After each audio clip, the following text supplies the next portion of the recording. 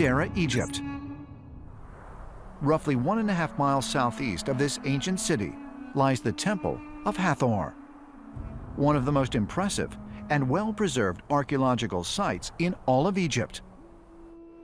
Among the vast hieroglyphs that cover the columns of the temple are numerous depictions of pharaohs standing on mysterious ships and purportedly traveling through the stars.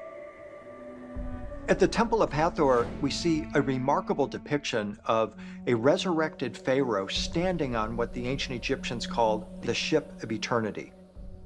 This is a craft that was created by Ptah, the ancient Egyptian god of technology, who the Egyptians connected with the star Sirius.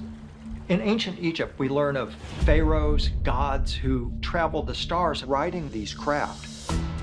According to William Henry, who has spent decades studying the ancient Egyptian iconography, an important detail found in some of the depictions at Dendera and elsewhere is that the pharaoh is shown within a circle or bubble.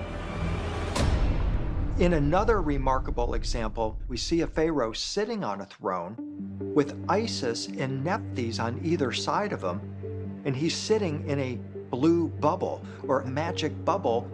The so-called magic bubble imagery is found in artwork throughout the ancient world. And some researchers speculate that the repeated connection between the bubble shape and ascension may indicate that it represents a common experience describing space travel. Throughout the ancient world, we find other very compelling examples of beings surrounded by a bubble. For example, in Tibet, we find Padmasambhava, who sits on a lotus throne surrounded by rainbow-colored light with a thin line symbolizing some form of a bubble.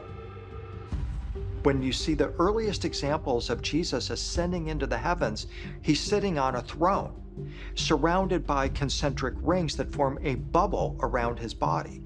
These are supposed to represent what the book of Acts says he ascended in and will return riding upon.